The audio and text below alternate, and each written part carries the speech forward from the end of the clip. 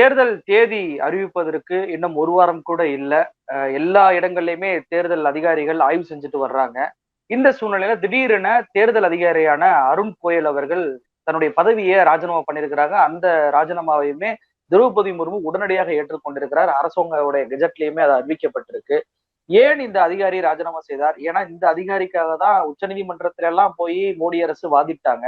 அந்த அளவுக்கு இருக்கும்போது இந்த அதிகாரி தேர்தல் நெருக்கத்தில் ராஜினாமா செய்வதை எப்படி பார்க்கிறீங்க? அவசர கதியில் சர்ச்சையோடு வந்த தேர்தல் ஆணையர் அவசர கதியில் சர்ச்சையோடு விடை பெற்றிருக்கிறார் என்பதுதான் தேர்தல் ஆணையத்துக்கு எவ்வளவு பெரிய நெருக்கடியை இந்த அரசு தந்து கொண்டிருக்கிறது என்பதற்கு ஆக சிறந்த உதாரணமாக இருக்க முடியும்.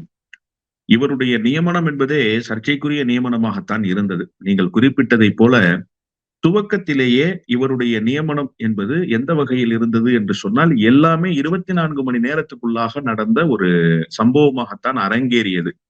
நவம்பர் மாதம் அவர் தன்னுடைய பதவி காலத்தை IAS அதிகாரியாக பணியாற்றிவிட்டு விடைபெறுகிற அந்த மிக நெருக்கடியான நேரத்தில் அவருடைய பதவி காலமே இன்னும் 6 மாத காலத்தில் நிறைவு பெற்றுவிடும் என்கின்ற நேரத்தில் வாலண்டியர் ரிட்டையர்மெண்ட்ஸ் என்று சொல்லப்படுகிற அந்த VRS அவர் நவம்பர் 18ஆம் தேதி தந்தார். நவம்பர் 19ஆம் தேதியே இவர் தேர்தல் ஆணையராக நியமிக்கப்பட்டார் என்பதுதான் மிகவும் எல்லோரையும் அச்சத்துக்குள்ளாக்கியது. அதைவிட பெரிய கொடுமை என்னவென்று கேட்டால் 18 ரெசிக்னேஷனு VRSக்கு, 19 அப்பாயின்மெண்ட். அடுத்த 24 மணி நேரம் முடிவதற்குள்ளாக 21ஆம் தேதி அன்று காலையே அவர் பதவி ஏற்றுக்கொண்டார் என்பதுதான் இங்கே அரசு ஏதோ ஒரு வகையில் அவரை கொண்டு வந்து திணிக்கிறது என்பதை எல்லோரும் உணர்ந்து கொண்டார்கள். இப்போது மல்லிகார்ஜுன கார்கே நேற்றைக்கு இந்த அறிவிப்பு வந்த உடனேயே தன்னுடைய சமூக வலைதளமான எக்ஸ் தளத்தில் ஒரு பதிவை செய்திருந்தார். உண்மையிலேயே 2 செய்தி அவர் சொன்னார். இது எலெக்ஷன் கமிஷனா அல்லது எலெக்ஷன் ஒமிஷனா என்று கேட்டார். அதாவது தேர்தல் ஆணையம் என்பது தேர்தலை நடத்துவதற்கு இருக்கிறதா அல்லது தேர்தலை தள்ளி வைப்பதற்கு, தேர்தலை ரத்து செய்வதற்கு இருக்கிறதா என்று தெரியவில்லை.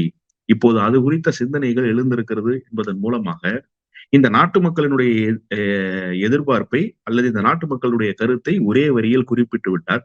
அதிலும் குறிப்பாக சுதந்திர அமைப்புகளை காப்பாற்றாவிட்டால் சர்வாதிகாரம் ஜனநாயகத்தை தின்று செறித்து விடும் என்று அவர் சொல்லி இருக்கிற செய்திதான் மிக முக்கியமான செய்தி. அதை ஒட்டித்தான் இந்த பிரச்சனையை அணுக வேண்டும் என்றுதான் நானும் கருதுகிறேன். சேஷன் அவர்கள் தேர்தல் ஆணையராக இருக்கிற வரை ஒரே ஒரு தேர்தல் ஆணையர் தான், தலைமை தேர்தல் ஆணையர் என்றால் அது ஒருவர் தான். இது ஒரு சர்வாதிகாரமான போக்காக இருக்கிறது.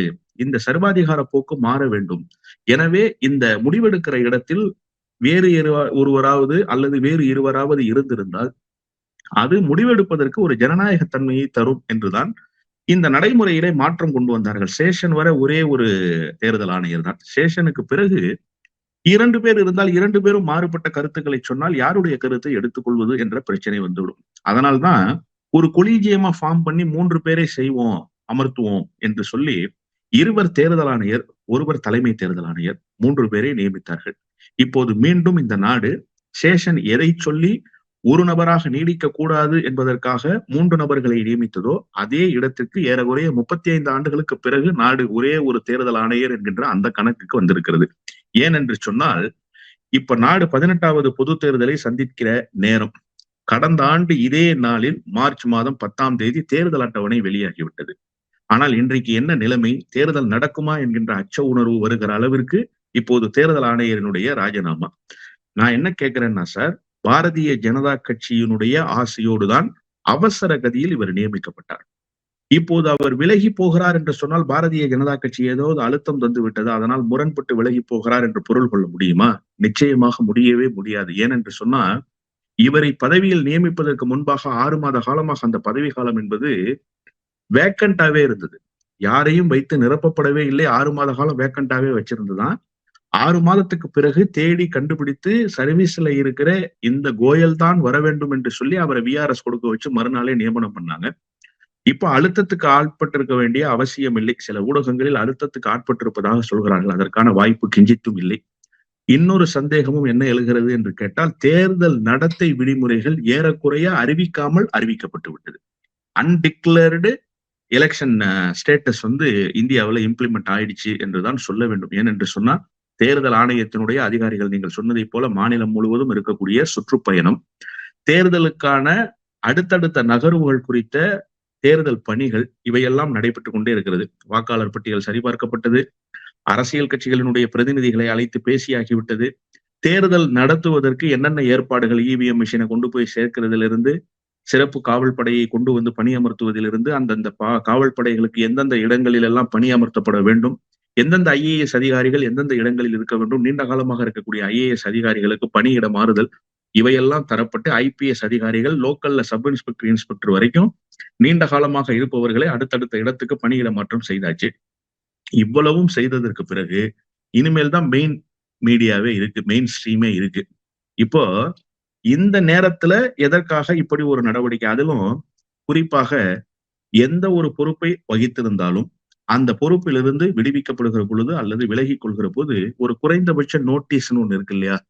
அதனாலதான் கார்ப்பரேட் செக்டார்ல நோட்டீஸ் பீரியட்னே ஒண்ணு வச்சிருக்கிறாங்க. எதற்காக என்று சொன்னால், நான் ஒரு பொறுப்பில் நியமிக்கப்பட்டிருக்கிறேன், எனக்கு தரப்பட்டிருக்கிற பொறுப்பு, என்னிடம் என்னென்ன பொறுப்புகள் இருந்ததோ அதையெல்லாம் புதிதாக வரக்கூடியவரிடத்திலே நான் ஒப்படைக்க வேண்டும், அல்லது எனக்கு மூத்த அதிகாரியாக இருப்பவரிடத்திலே அதை நான் தெரிவித்து விட்டு ஒப்படைத்து விட்டு விடைபெற வேண்டும். 24 மணி நேரம் கூட அவகாசம் தராமல் இவரை நியமித்தது ஒரு மிகப்பெரிய சர்ச்சையை உள்ளாக்கியதை போல, 2 மணி நேர அவகாசத்திலேயே அம்மையார் திரௌபதி முர்மு அவர்கள் இவருடைய ராஜினாமாவை ஏற்றுக்கொண்டு விட்டாரு. இவருடைய ராஜினாமாவை இவர் எதற்காக குடியரசுத் தலைவருக்கு அனுப்பினார்? தலைமை தேர்தல் ஆணையருக்கு அல்லவா அனுப்பி இருக்க வேண்டும். அவர்தானே இவருக்கு ரிப்போர்ட்டிங் பாஸ். அவரிடத்திலே தானே இவர் சொல்ல வேண்டும். அவர்தானே அதை பரிந்துரை செய்து அனுப்ப வேண்டும். யாருக்கு? குடியரசுத் தலைவருக்கு. ஆனால் அப்படி செய்யப்பட்டதா? அந்த நடைமுறைகள் மீறப்பட்டிருக்கிறது. எனவே தேர்தலை தள்ளி வைப்பதற்காக இப்படி ஒரு நாடகத்தை பாரதிய ஜனதா கட்சியினுடைய ஏற்பாட்டில் இவர் அரங்கேற்றி இருக்கிறார் என்றுதான் நாம் நினைக்க வேண்டியிருக்கிறது. 18வது பொது தேர்தல் மட்டுமல்ல, ஏறக்குறைய ஆந்திரா, சிக்கிம், ஒடிசா போன்ற பகுதிகளுக்கு 4 மாநிலங்களுக்கு சட்டப்பேரவை தேர்தலும் இதை ஒட்டி நடைபெறுகிற வேளையில் கூட்டணி பேச்சுவார்த்தைகள் எல்லாம் எல்லா கட்சிகளும் நடத்தி முடித்து விட்டன. தமிழ்நாட்டில் கூட சீட் ஷேரிங் எல்லாம் திமுக தலைமையிலான இந்தியா கூட்டணி முடிவுக்கு வந்து விட்டது. இவர்கள் தேர்தல் குறித்த சிந்தனையே இல்லாமல் இயங்கிக் கொண்டிருக்கிறார்கள். அவருடைய டூர் ஸ்கெடியூல பார்த்தா ஏப்ரல் 18ஆம் தேதி வரைக்கும் பிரதமருடைய டூர் ஸ்கெடியூல் வந்திருக்கு. அப்போ ஏப்ரல் மாதம் 18ஆம் தேதி வரைக்கும் பிரதமராகவே இவர் வலம் வருவார் என்கின்ற அந்த திட்டத்தோடு இவர் நகர்ந்து கொண்டிருக்கிறார். அப்ப தேர்தல் தேதி அறிவிக்கப்பட்டால் அது மாறுதலுக்கு உட்படலாம் என்று சொன்னாலும், எதிர்க்கட்சிகளுக்கு தேர்தல் எப்போது நடக்கப் போகிறது என்று தெரியாமல் இருக்கலாம். ஆனால் இன்றைக்கு தேர்தல் ஆணையத்தை தன்னுடைய கட்டுப்பாட்டில் வைத்துக் கொண்டிருக்கிற ஆளுங்கட்சியாக இருக்கிற பாரதிய ஜனதா கட்சிக்கு தெரியாமல் இருக்குமா என்ன? நிச்சயமாக தெரிந்திருக்கும். ஆனால் இவர்கள் தேர்தலை இப்போது நடத்துவதற்கான திட்டத்தில் இல்லை. இதை தள்ளி வைப்பதற்காகத்தான் இப்படி ஒரு வேலையை இவர்கள் செய்திருக்கிறார்கள் என்பதுதான் இப்போது நாட்டு மக்களிடத்திலே இருந்திருக்கக்கூடிய கடுமையான அதிருப்தியாகவும் கடும் கவலைக்குரிய செய்தியாகவும் அமைஞ்சிருக்கு. இப்ப ஏன் ஒரு தேர்தல் ஆணையருக்கு மீண்டும் திரும்பி வந்திருக்கிறாங்கன்னா, ஏற்கனவே கடந்த பிப்ரவரி மாதம் 3ஆம் தேதி அனூப் சந்திரா தன்னுடைய பதவியை ராஜினாமா பண்ணிட்டு போயிட்டாரு. 2 பேர் தான் இருந்தாங்க. அந்த 2 பேர்ல ஒருவரும் இப்போது ராஜினாமா செய்திருக்கிறார் என்று சொன்னால், இப்போது தலைமை தேர்தல் ஆணையராக இருக்கக்கூடிய ராஜீவ்குமார் மட்டும்தான் பொறுப்பிலே இருக்கிறார். எல்லா பொறுப்பும் அவர் தலையிலே சுமத்தப்பட்டிருக்கிறது. பல கட்சிகள் சின்னம் கேட்டிருக்கிறார்கள். எங்களுக்கு பழைய சின்னத்தையே ஒதுக்க வேண்டும் என்று சில கட்சிகள் நீதிமன்றத்தை நாடி இருக்கிறார்கள். நீதிமன்றம் என்ன தீர்ப்பு தரப்போகிறது என்று தெரியவில்லை. 4 மாநிலத்தினுடைய சட்டமன்ற தேர்தல் காத்திருக்கிறது. இந்தியாவினுடைய பொது தேர்தல் காத்திருக்கிறது. எத்தனை கட்டமாக நடத்த வேண்டும்? ஐஏஎஸ் அதிகாரிகளை பணியிலே அமர்த்த வேண்டும். தேர்தல் பணிகளை துவங்க வேண்டும். இவ்வளவு பணிகளும் காத்திருக்கிற போது எதற்காக திரௌபதி முர்மு அம்மையார் உடனடியாக இந்த ராஜினாமாவை ஏற்றுக்கொண்டார்? இது ஒரு நெருக்கடியான நேரம். தேர்தல் ஆணையம் தனி ஒரு நபரின் கையிலே இருந்து கொண்டு அவருக்கும் பணிச்சுமையை தரக்கூடும். அதனால் அவர் என்ன செய்திருக்கலாம்? குறைஞ்சபட்சம் நீங்கள் 3 மாத காலம் நீடிக்க வேண்டும் என்று சொல்லி இருக்கலாமே. அதற்கு முகாந்திரம் இருக்கிறதே. கடந்த காலத்தில் அப்படி நடந்திருக்கிறதே. அதிகாரிகள் ராஜினாமா செய்து விட்டு போனா அவங்களுக்கு குறைஞ்சபட்சம் அந்த நோட்டீஸ் பீரியடை யூட்டிலைஸ் பண்ணி தன்னுடைய பொறுப்புகளை முடித்து கொடுத்து விட்டு போங்கன்னு சொல்லியிருக்கலாம். இப்ப கூட திரௌபதி முர்மு அம்மையார் ஒரு குறைந்தபட்ச கோரிக்கையாக நாடு இப்போது தேர்தலை சந்திக்க காத்திருக்கிற நேரத்தில் இந்த ராஜினாமாவை நாங்கள் ஏற்றுக்கொள்கிறோம், ஆனால் 3 மாத காலம் புதிய ஒரு தேர்தல் ஆணையரை நியமிக்கிற வரை நீங்களே தொடர வேண்டும் என்று சொல்லி இருக்கலாம். ஆனால் சொல்லவே இல்லை. இப்ப தேர்தல் ஆணையரை புதிதாக நியமிக்க முடியுமானா இடையில சட்ட விதிகள் எல்லாம் கொண்டு வந்துட்டாங்க. முதல்ல என்னன்னா, சர்ச் கமிட்டி கேண்டிடேட் லிஸ்ட ரெடி பண்ணுவாங்க. ஒரு 5-6 தேர்தல் ஆணையர்கள் இவர்கள் எல்லாம் தேர்தல் ஆணையர்களாக வரலாம் என்று தகுதி படைத்தவர்களாக கருதி 5 பேர் அல்லது 6 பேர் பட்டியலை போடுவாங்க. அதை அடுத்து கொண்டு வந்து உச்சநீதிமன்றத்தினுடைய தலைமை நீதிபதி, பிரதம அமைச்சர், எதிர்கட்சி தலைவர் இவர்கள் எல்லோரும் சேர்ந்து முடிவெடுப்பார்கள். இப்பதான் சட்ட திருத்தம் கொண்டு வந்துட்டாங்க. இது மெல்ல மெல்ல பாரதிய ஜனதா கட்சி தன்னுடைய அஜெண்டாவை கொஞ்சம் கொஞ்சமாக இம்ப்ளிமெண்ட் செய்து கொண்டிருக்கிறார்கள். அதை நடைமுறைப்படுத்தி கொண்டிருக்கிறார்கள் என்பதுதான் இப்போது நாட்டு மக்களிடத்திலே எழுந்திருக்கக்கூடிய கடுமையான கவலையாக இருக்கிறது. ஏனென்று சொன்னா, இப்போ உச்சநீதிமன்றத்தினுடைய நீதிபதிக்கு வேலை இல்லை. எதுல? ஆணையருடைய நியமனத்தில். அதற்கு பதிலாக கேபினெட்ல பிரதமரினுடைய ரெப்ரசன்டேஷனா ஒருத்தரை போட்டுக்கலாம். எதிர்க்கட்சி தலைவரும் இப்போது அமர்ந்து அந்த சர்ச் கமிட்டியினுடைய ரிப்போர்ட்டை வாங்கி அவருடைய பின்புலங்களை ஆய்வு செய்கிற அளவிற்கு பொறுமையாக இருப்பாரா? காங்கிரஸ் கட்சியும் தேர்தலை சந்திக்க வேண்டுமே.